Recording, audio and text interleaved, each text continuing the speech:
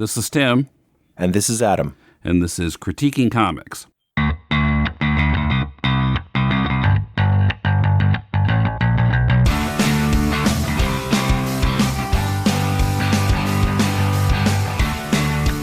Welcome to Critiquing Comics. This is Tim in Tokyo with Adam in Nagoya. Hello.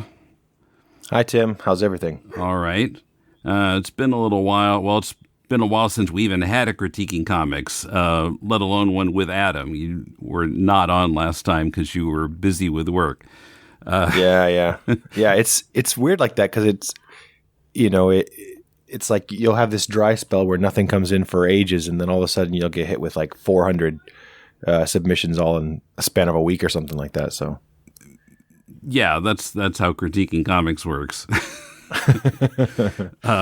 This one came in actually in October, and I was kind of holding on to it a bit, thinking there'd be a second one coming in that I could talk about with Jason, and nothing's come in. So I think unless something comes in like in the next few days, I think this one's going to come out by itself. Well, I would tell the listeners to hurry up and submit something, but they won't hear this either way. So yeah, not until this comes out. So, right. All right. So the comic that we got is The Shapes #4, coming in the middle here. The title of the issue is El Puro, if I'm pronouncing the Spanish correctly. I don't think you are, but that's okay. How would I say it? I think it'd just be Puro. Puro. Okay. Yeah, Puro. I can't roll my R's. Well, I think it's the vowel sound, but I'm not a native Spanish speaker, so I know. It made me think of the amusement park, the Sandio amusement park, Puroland. Yeah. Actually, that completely unrelated to this. Well, you don't know. This could be Hello Kitties in a Second Life because the main character is a cat. Well, that's true. Created by Samuel Edme. This is a collection of a webcomic. I found the website, and it says actually this is available free as a webcomic on 3 different sites, Webtoon, Tapas, and DillyHub, coming out every weekday since May 2022. So, yeah, we're kind of coming in. I mean, the beginning, it felt like the beginning of a story, but then there were some aspects of it that I wasn't getting because I hadn't read the first 3 issues. Since they were not submitted, but could go back. It does very much feel like a webcomic. I didn't have to be told that to get the impression that it was a webcomic. So right. It looks like one as well. I mean, I think the author has done a decent job of kind of cutting up the panels and putting them into, I would assume as a webcomic, it probably, is all horizontally aligned, and this is all, paginated to be printed in a book, but the panels are not very balanced on the page either. They're kind of cut up in a weird, wonky way. So okay, actually, I'm looking on Webtoons. This is a much earlier installment I'm looking at, and the panels are arranged in a column. Oh, okay. Just one panel and then the next one right below it. Oh, so it's an infinite scroll kind of thing or something. Right. Well, I mean that's how Webtoons work. So he may have had no choice but to format it this way for this site. I didn't look at the other 2. Sure. But Webtoon is designed for smartphones. So. Right. Which reminds me, I've been trying to find time to revive my comic, which I don't know if I'm going to. I have to think about that. If I want it to be available on Webtoon. I'll have to completely redesign it. Ugh. Yeah. There might be a way to do that with AI, some AI program now that just like cuts it up and puts it in like that for you. I have no idea. Could be, yeah. I mean, Spider Hag was designed to be a print comic, really. And that's been almost 20 years ago, and things have changed a lot since then. So, anyway, another different discussion topic. It's very colorful. It's not pro-level work, but I think it has kind of an interesting cartoony look.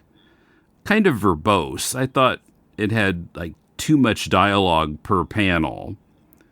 Yeah, and I feel like the dialogue is also very wordy. Like there's a lot of unnecessarily flowery phrases. Yeah.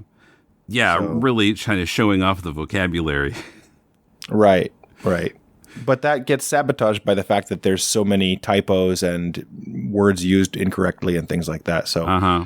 the big vocabulary, I don't know, like, yeah, because of that balance, it comes off as actually more sort of, I don't know, immature or not quite there. I don't know. Yeah, I think he'd be better served to keep it simple. Now, actually, I got a little confused about intended reading order of word balloons. So Yeah. sometimes he follows the rule of reading top to bottom and left to right, and sometimes it seems like the higher balloon is to be read second. Yeah. Yeah, I had the same problem. There were times where I would read something and think, that doesn't really connect with what everybody's saying, and then I'd see that the other balloon sort of ties it in. So that is definitely an issue. It's not in every panel, but it does happen a few times within this. So I guess we should explain what the comic is, if possible. I'm a little stumped as to how to describe this comic. you want me to take a shot at it? I can. All right. Sort of. So I think that this is based on, or at least very heavily influenced by the show Breaking Bad, because it has to do with drug dealers. And I think the cat's name is Heisenberg, which was the alias of the main character in Breaking Bad, and then also in Breaking Bad he deals with, he runs into problems with the cartels. And I think they're called something else very similar to this, like Los Hermanos, something like Pollos Hermanos or something like that. I see. So this is there's a lot of things like this. And I mean, you can even tell from the way his hat is and all that kind of stuff. There's a lot of things where I think he's intentionally trying to, reference that show. So. Okay. I wouldn't have picked that up. Yeah. But so, I mean, it's basically about a cat that is a sort of nihilist, like crime boss kind of thing. I guess he's like running guns. He's importing cigars I guess like smuggling cigars from Cuba. He's sort of roughing people up. And I think it doesn't really say much about drugs, but he is pimping people, right? I mean, he's pimping like this big triangle or whatever it is. Now, it took me a while, but I gathered that this cat wearing the derby or whatever kind of hat that is female. Oh, right. Kathy, I guess, is the cat's name. I mean, looking at the drawing, I wasn't picking up female or cat. It's just because it's not cat-shaped, and if I have to guess, I'm thinking male. But it's Kathy. It's a female cat. Okay. That's right. Okay, so I didn't notice that. There's a part where you can see two of them talking, two of the same sort of cats talking. Yeah, and I don't know about that other cat. Yeah, it does take a very quick turn for the weird. Like in the beginning, it seems like a pretty straightforward thing where you have this cat that's talking about cigars and he gets, trying to pushed out of the territory by a gang of dogs. But then all of a sudden it just starts like, I guess I can't think of any other way to say it. Then it takes a turn for the weird. Like you see this weird character that looks like a triangle, but it's also like, working as a sex worker, and then it abruptly gets more foul-mouthed too. The first more foul-mouthed, more violent, more. Yeah. The first few pages, I was like, "Why is this labeled for mature readers?" And then about halfway through, like, "Oh, okay." Yeah. Right. Yeah. And you know what also is it takes a turn when it becomes more foul-mouthed and it becomes more violent. It also becomes a little bit more juvenile, I felt like. I mean, in the beginning, the jokes were a little bit more I don't know. They seemed a bit more considered considerate, or like there was some thought behind them. Whereas in the end, it was more like, just shooting people, and I don't know, like it's felt very much more juvenile to me towards the end, to be honest. Mm-hmm. And is this, honest question, do you think this is meant to be a comedy? I couldn't tell. I do think it's supposed to be a comedy. I mean, otherwise, because it's definitely not drawn like an action comic, and all of the characters are so dynamically weird. I mean, like this one character is essentially a walking pyramid. There's a guy who looks like a giant egg, but sort of like a gangster egg. Then there's the dogs that don't really look like dogs. I mean, one of them, to be honest, looks sort of like a turd. So I don't really know, but I think it's definitely supposed to be a comedy. But it really does at some point feel like the kind of little comics I would draw in my sketchbook when I was like in junior high school, like where he's kicking the guy's eyes out and stuff like that. It's like I can imagine drawing something like this when I was very young. So I don't know how old this creator is, but yeah, we have no idea of his age. Yeah, I would guess. Based on the fact that there are some words here that show that the person is probably at least, at the very least, high school or college educated, because there's words here that you probably wouldn't know as a junior high school kid. But so without having the previous ones and knowing what comes afterwards, it's very hard to tell at all what we're supposed to take away from any of this, because it doesn't really follow any particular linear plot line that I can follow. No, yeah, the story didn't have a clear direction. It just kind of seemed to be whatever I feel like doing today. Yeah, is what's going to happen in the strip. Yeah, that's true. It's like a pure id kind of comic here, I think. Like just whatever pops up that is driven by the creator's id. But there are some kind of easy fixes, I think, that might improve the general overall quality for this. One is what you mentioned, like moving the word balloons. And because there's no backgrounds really, or the backgrounds are very, very sparse, it would be quite easy to move these balloons, just drag them in Photoshop and fill in the spaces that you left behind, if they're not on its own layer anyway. And then another one would be obviously to go back and reread it, because there's a lot of editing that needs to be done. There are parts where the same word or phrase is repeated twice in the same word balloon. There are a lot of grammatical mistakes, a few spelling mistakes. And at first I thought that this was all handwritten because it looks handwritten. But when you look closely, you can see that I think that the creator made a font out of their own handwriting. You can actually see it even from the title page. Not the title page, the indicia, like with a copyright page. If you look carefully, if you zoom in on the letter G, the lowercase g, there's one in the word including, one in the word copyright. You can see that it looks like he used whiteout and then drew a G over it, like changed the style of G's. Do you see what I mean? Yeah, every lowercase g has spots around it. Exactly. And if you look carefully, they're the same spots. So So it's clearly he's using this as a font, I think. So that's actually a good thing in this case, because it means that he can edit this without having to, actually like re-handwrite everything.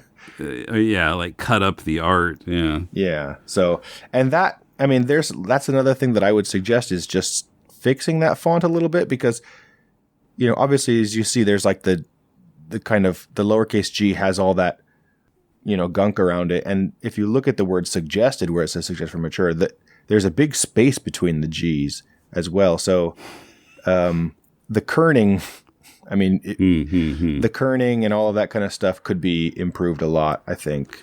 Yeah, the lowercase g's are set as wider than the other lowercase letters, right, which is fine if it's a W, but lowercase g's aren't supposed to be that wide. Exactly. So there's a few things like that. I do like the fact that he turned his own writing into a font, because that does give it a hand-drawn look. But yeah, just kind of tweak it a little bit. That's one thing I would say. And as you said already, the artwork it's definitely not, it's not like super pro quality or anything, but I actually don't really have any big complaints about it. It fits what it's supposed to do. It fits the nature of the comic. Yeah, it does the job. It's what you expect for, to go along with the story or this conversation or whatever's happening in it. They fit together. I can't say the art is bad. Mm-hmm. It's, on the amateur side of the spectrum, but I think, it works for what this is. Yeah, and it's no worse than let's say Dilbert or something like that either. I mean, it's it's a stylized, very simplified thing, but that's kind of the nature of comics. So I don't really have any complaints about that. Yeah, the backgrounds are a little bit sparse. I mean, that's not really an issue because it doesn't necessarily draw me out of the story at all. But there's just little things that sort of bother me, like everything is a thought because they're animals, so it copies that kind of Garfield thing where the animals are thinking things. But the dog and the cat can communicate telepathically, apparently. Yeah, exactly. So I don't know if it's necessary to have that. But I guess Woodstock could read Snoopy's thoughts too. So yeah, that's true. But there are some who are talking to each other. Like, I mean, the triangle is talking. Or I don't know what to call it other than a triangle, but the triangle has a word balloon. Yeah, the ones who aren't animals actually speak out loud, and the ones who are animals just think. I mean, for something so surrealistic anyway, why not just have them talk out loud? Well, it has its own physics work in there. It's kind of like how Casper can, go through anything, but when he drinks water, it stays in his stomach. So it has its own internal sort of physics going on, but yeah, I would say there's not much for me to say about the art because it and towards the end of the book there are fan art submissions and stuff. So I think that this comic has definitely found some people, like a community on these webtoon platforms. So yeah, I think I'm not the intended audience for this comic, but I think it's found its intended audience. Exactly. And that's fine. That's what you want to do. So exactly, yeah. And in that regard, I think, it is a very, very creative world that he's built here. I mean, with talking animals and then strange looking creatures and the fact that there's, one's a crime boss or whatever, and all of that stuff. It's a very, very unique world that's very singularly, this one creator's voice. So in that way, I applaud it for sure. Yeah, definitely. Yeah, it does what it set out to do. I think it's kind of good in that way, even if it's not for me. Right, exactly, yeah. I do see on the fan art page that triangle is literally called Triangle. So I wasn't wrong. Appropriate name. Yeah, kind of a cone, I think he is. There are apparently two pyramid cone characters. There's a second one who's pink called Pinky. Yeah, I see that now. That's the one that's sort of hypersexualized in this story, I think. So, which is, I never thought I would see a sexy triangle in my life, and I've been proven wrong. So, yeah, if you want to read a kind of parody of Breaking Bad with telepathic animals and talking pyramids or cones, this is the comic for you. Yeah, that's right. And I'm not even being sarcastic. It really is. Yeah, it's not for everybody, but it might be for you. So go ahead and give it a try. It's free. It's on Webtoons and Tapas and all that stuff.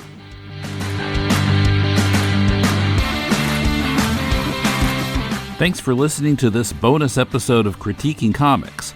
Support all our work at patreon.com/deconcomics. Deconstructing Comics is back on Wednesday as Emmett and I discuss, the Eternals movie. See you then.